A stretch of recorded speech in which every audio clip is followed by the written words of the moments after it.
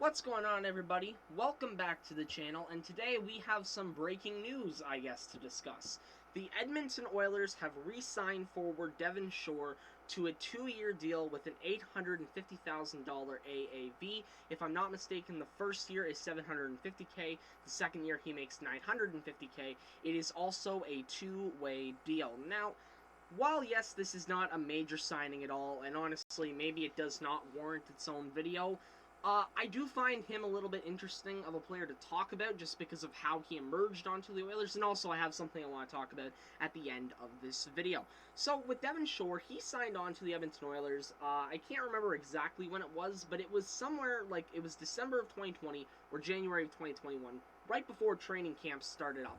And he was brought in, and the idea was, okay, bottom six guy, he's a bit of youth, he might be able to bring something to the table the Oilers need a bit more of.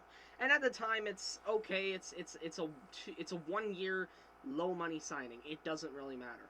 And then what happens is that Devin Shore ends up playing 38 games for the Edmonton Oilers. So really, I don't think anybody expected him to play that many games when he was first brought on.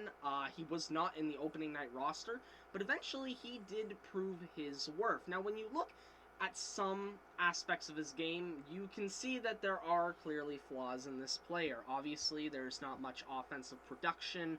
Obviously, you can talk about his lack of skill in other areas. However, he does bring a few things to the table that I find interesting. First things first, he is a pretty damn good penalty killer. If you watch the Edmonton Oilers this year, like you did last year, the penalty kill has always been pretty good. Ever since Dave Tippett came in and that whole era in Edmonton has started. Devin Shore did really well on the penalty kill last year. He really fit in with the style of penalty kill that they play, and he was a part of that penalty kill that was very, very, very, very good leading into the playoffs. And we don't talk about the playoffs because nothing was good in the playoffs. So that's one thing. Secondly, while he was not the best offensive player, he did have his moments, you know? I personally did like Devin Shore at some points. He was very up and down, very inconsistent. However, he would have a couple games, like multi-game stretches where it was like, this guy's actually not the worst thing in the world. Personally, for me, my favorite stretch of hockey that Devin Shore played this year, there were like 3 games straight where the line combination was Shore on the left wing, you had Jujhar Khaira up the middle, and you had Josh Archibald on the right wing. And for some reason, for a few games, that line did very, very, very well. And I am upset we didn't get to see more of it, because I feel like every time it was put together in that season, it seemed like a competent fourth line to throw out there. It wasn't bad at all. So, I don't know, maybe we end up seeing that again. But at the end of the day, here's the deal with Devin Shore. By the way, his stat line, if anybody's wondering, 38 games he played, 5 goals, 4 assists. That's honestly not horrible for the Oilers' bottom 6. He was actually one of their better bottom 6 players, which is real unenticing when it comes to this team, isn't it? And he only had 6 penalty minutes. And by the way, he scored those 5 goals on 27 shots on goal. So he did have a fairly high shooting percentage. That might not mean anything. To me, it means something, because it shows that while he didn't get a lot of opportunities, he was efficient, which, you know, I like efficiency. It's just something that I think that's good. So he signed for 2 more years. Going into this year, he was an RFA. Alright, he signed a 2-year deal. When he comes out at the end of it, he will be a UFA. It's only $850,000 per year, which is fine, because that's really just a situation where he'll sit on the bench most of the time, or maybe he'll hop into the fourth line, you know. The point is, it doesn't hurt them when it comes to their cap space, and now they have a depth player that played well. Could that money have been spent somewhere else?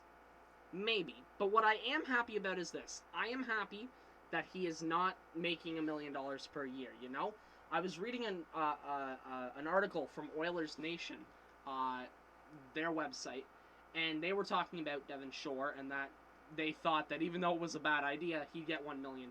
And, well, I agree with that full-heartedly. $1 million is too much. I'm fine with $850K. It's really just nothing.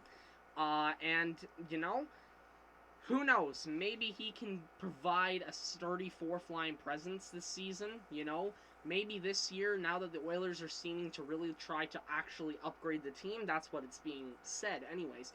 If they're trying to actually upgrade the team and make better, like, find the best line combinations, find good players to put into the lineup. Dave Tippett, who has been known over the past 2 years for the Oilers to flip things around constantly, you know,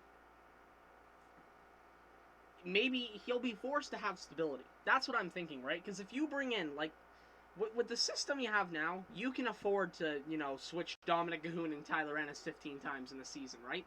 But once you bring in actual talent that's good enough to play there, he can't just flip everybody in and out randomly. He has to kind of get somewhat of a set plan in there. We'll see if Devin Shore is a part of that plan.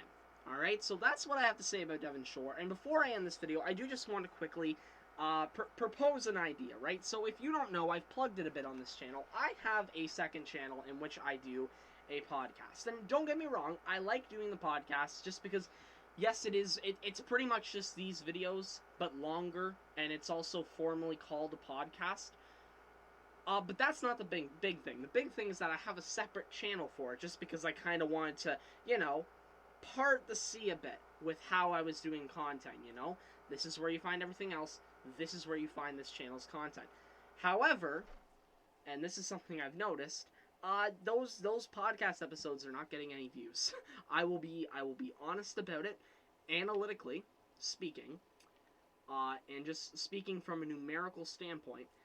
That second channel has not been a success so far. And so what I'm thinking is that not only to, you know, and the main thing is not even the views for me, it's just that I know people on this channel, you know, I have more viewers over here than I do there, and I want people to see what I have to say about stuff, you know, like, most people probably did not know my predictions for the playoffs, unless they were able to catch a glimpse of the predictions I have up here. So I don't want people to be missing out on me giving these takes if they care. I honestly don't know. But listen, all I'm saying is this. I'm like 99% certain at this point that my next episode of the podcast will actually be on this channel. And you'll see it, and it'll just pretty much be a normal video with a different thumbnail talking about other teams. So yeah, long live WarnerCast, the channel. It lasted for like 6 weeks, and now it's pretty much dead.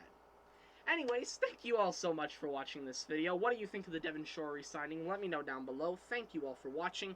I guess more videos will be coming soon. The next episode of the podcast, like I said, will be on this channel. I will be talking about the Final Four, which Montreal is in. We'll talk about all of that in the podcast.